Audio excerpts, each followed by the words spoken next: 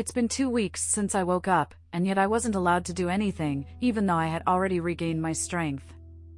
Darium was acting all stubborn, refusing to let me do anything except lay in bed. He kept saying I needed rest. I huffed, putting down the book I was reading. I was alone in the room. Darium had things to take care of, and Neith had been keeping me company, but today, just like the king, she had other matters to attend to. Staying locked up in this room was frustrating. I understand they all cared for me, and are worried about me because I almost died, but sometimes I feel like they were hiding something from me. I shook the thought off my head when I heard a knock on the door, and it pushed open with Kiva coming in, a vase of blue iris in her hand. For the past 2 weeks, she has been filling the room with my favorite flower in her own way of lighting up my mood.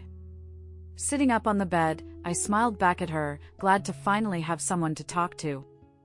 "I thought you were still having a rest, Your Highness," she says, putting the vase on a table close to the window. I sighed, staring out the window at the sun already setting. "How long will I stay cooped up here?" "King Darium is worried about your health. He doesn't want you to get hurt again." "Well, keeping me locked here isn't doing any good for my health," I snapped, frustrated with everybody treating me like I was seconds away from disappearing. Kiva's head dips down, fiddling with her finger after my response, and guilt fills me up. They just wanted me to get better. Whatever happened to me must have given them a scare, and they wanted to look out for me. "I apologize, Kiva. I shouldn't have snapped either way I did." "You don't need to apologize, Your Majesty," she says. "It is not really fun being cooped up in one place doing nothing. That is why I came to tell you that the king has agreed to let you walk around the palace only if you don't drain yourself." I squealed, pushing myself up, my leg thrown to the other side of the bed. The ground was cold beneath my feet, but I ignored the unpleasant feeling, rushing out of my chambers with Kiva trailing behind me along with my new guard, Gareth. It was 3 days after I woke up that I realized the strain in Kaelin and Kiva's relationship. Then Kaelin informed Darium that he wishes to be assigned somewhere else as he feels he has failed. I felt bad that the little progress that they managed to obtain was all down the drain because of what happened to me. I noticed that Kiva was trying to keep a passive face but was hurting from the strain between her and Commander Kaelin. Walking down the hallway, I walked into the garden. The beautiful scent filled my nostrils, and I beamed. I crouched down to my knees, taking some flowers in my hand and inhaling their scent. Resting on my back, I lift my eyes to the sky. It felt good to actually be outside, even though I wasn't necessarily outside. It felt good to feel the wind on my skin. My eyes closed, enjoying the little freedom I was given before I returned to my room. My blissful moment was cut short when minutes passed and Kiva spoke. "Lady Letitia." "I know, I need to get back to my chamber." I groaned. "You don't need to sound so bleak about it." I was expecting to hear Kiva's soft voice, but instead I was welcomed by Darium's deep, raspy voice. My eyes peeled up, and I hurriedly sat up, snapping my head towards my back to see the king standing at the entrance of the garden with a smile on his face. This past few weeks, I noticed a bit of change in the king. He wasn't really the type to show his emotions, but lately they were there for me to see. He didn't miss a day of showering me with kisses, showing his affection towards me, and it warmed my heart, but at the same time made me think something was wrong. I wanted so badly to brush it off as just my mind running wild, but I knew that was not the case. Shaking the thought off my mind, I placed my hand on Darium's outstretched arms as he helped me to my feet. "How was your day?" he asked while running his hand through my hair. "It has been horrible till now," I answered, and he nodded. He held onto my hand as we walked out of the garden, going back to our chamber. "You were gone for too long," I said, laying back down on the bed. "Did you miss me?" he teased, and I resisted the urge to roll my eyes at his question when the answer was obvious. He takes a seat beside me, his thumb caressing my cheek before leaning down to peck my lip. "I miss you too," he whispered against my lips. My hand locked around his neck when he made an attempt to lift it up. I was tired of him being conscious and gentle towards me. Yes, he has shown a lot of affection towards me, but he never lets it go that far. It was frustrating. I wanted him, and he knew it. I pushed his head back down, claiming his lips on mine again. He didn't respond to the kiss immediately. He probably didn't expect me to act this way. I nudged his lips harder against mine, urging him to kiss me back. His lips moved against mine in slow motion. Then the pace increased as he kissed me like he couldn't get enough, his tongue seeking entrance, and I gladly complied, opening my lips for his tongue to explore. We both pulled away for breath, our foreheads resting on each other. "We shouldn't do this, your body is still weak," Darium mumbled, getting up from the bed, and I stretched my hand to take a hold of his before he could leave. "I want you, Darium, please don't leave me," I pleaded. "I don't want to hurt you, Letitia." "You won't, I trust you," I said, but he still looked conflicted. His eyes met mine for a moment, our gazes held onto each other, and he began to waver. He leans back in, his lips claimed mine, and this time it wasn't slow. My breath stilled when his breath fanned my neck. His lips rested on my shoulder blades, kissing them. He brushes his hand on my neck, moving my hair to the side to get more access to my neck. I felt the wetness of his tongue like a soft stripe against the soft skin, causing a loud moan to fill the room. I sat on the couch, making silly faces at the little girl in my lap, and she giggled, causing me to laugh. Neith had to attend some important gatherings with Nico's family and couldn't watch over their daughter Celeste. Nico, on the other hand, was with Darium like always, attending to matters of the court.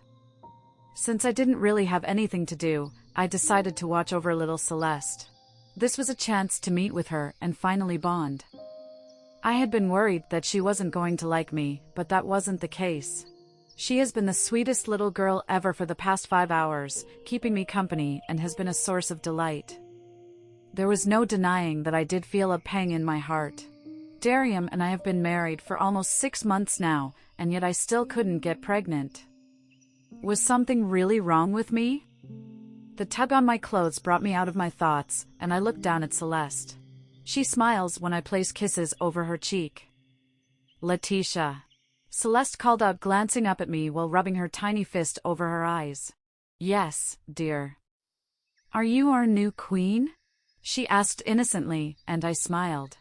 Her eyes reminded me of Neith. They were both carbon copies of each other. The only slight resemblance she had with Nico was her hair color and the shape of her nose. I must have stayed silent longer than expected because Celeste's hands shot up to grab my cheek, and I chuckled, racking my fingers in her shiny curls, and she wiggled in my lap, snuggling close to me. "Yes, I am, love." She smiles brightly, her eyes gleaming with happiness. "That means you are married to Elkin, Uncle Darium." She beams, looking adorably cute. I softly pinched her cheek, kissing all over her face, and she giggled, wiggling in my laps. "How about we have a late lunch snack?" I asked Celeste, and she nodded, bouncing on my lap excitedly. Dropping her to her feet, I stood up, taking a hold of her tiny hand in mine. We walked hand in hand out of the room to the kitchen, and I smiled at the few maids that were bustling about. They stopped to greet me before carrying on with their task. Danae spotted me, she dropped what she was doing and came towards us. "Queen Letitia," she greets, before bending down a little. "Princess Celeste.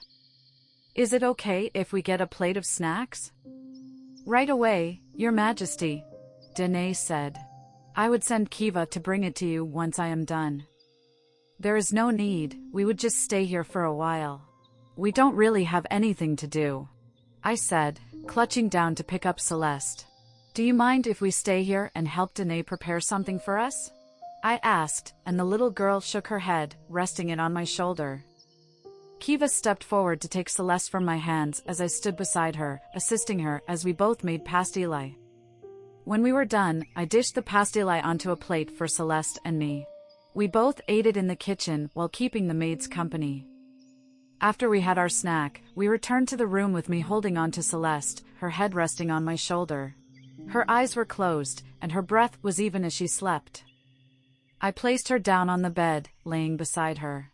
My hands softly patted her back until I was sure she was deep in her sleep. It hadn't been up to an hour when I heard a knock on the door, and I looked up to see Nico walking in. He grabbed Celeste's sleeping form from the bed, pressing a fatherly kiss on her head. A smile came to my face as I watched his affection for his daughter. The image of Darium holding our child flashed through my mind as a sad smile graced my face. "Is everything okay, Letitia?" Nico asked, concerned. "Yes, why won't it be?" Forcing a smile on my face. He stares at me for a while, like he was trying to read my thoughts, before he shakes his head.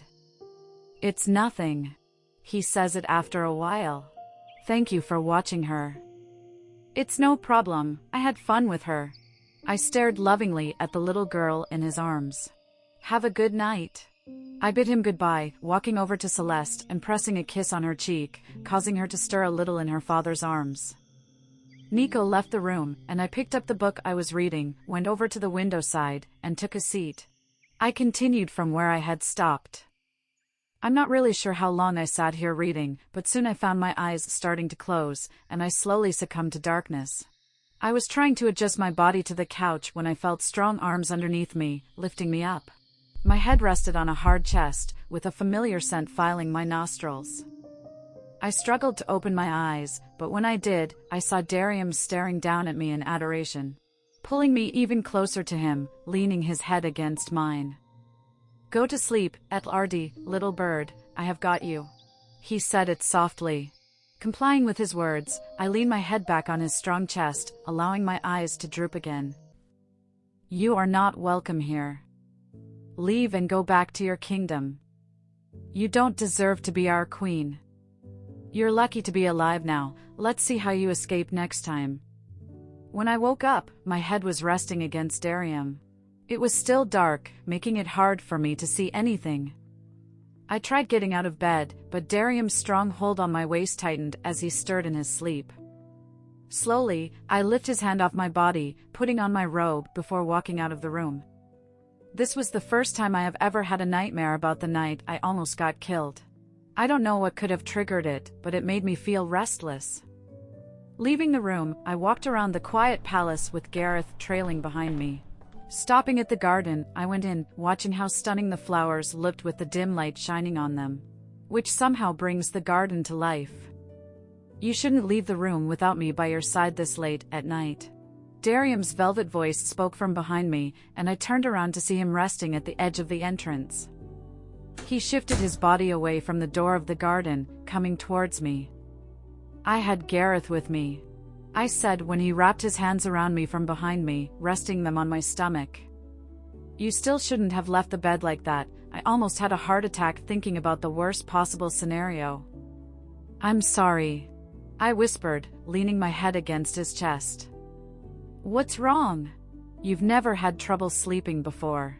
he asked, his voice filled with worry. "Is there something bothering you?" No, I didn't want to bother him with my problem, if I could even call it that. I was probably just overthinking things and didn't want to worry him. "It's nothing, I needed some air since I couldn't go back to sleep." Darium nods, pecking me at the side of my head. He spun me around so that I was facing him. His hand on my cheek as he caressed it with his thumb, his eyes filled with adoration. "Why don't we stay here for a while till you fall asleep, then tomorrow we can spend the time together doing whatever you want?" He suggested it, and I smiled, loving the thought of it. We both walked over to the seat in the garden, Darium taking a seat first before pulling me down on his laps. I rested my head on his chest, taking hold of a rose closet to us. It was so red and beautiful that I began examining it while Darium stared at me intensively, studying my every move. "Beautiful, isn't it?" "Yes, it is." He patted my back, and I sighed, sinking my head more into his neck. "Sing for me, Darium." "I'm not really much of a singer." "I want to hear your voice, it soothes me," I said, clutching on his shirt, and he sighs, his hand moving up and down my back as he begins reciting a poem. "How do I love you?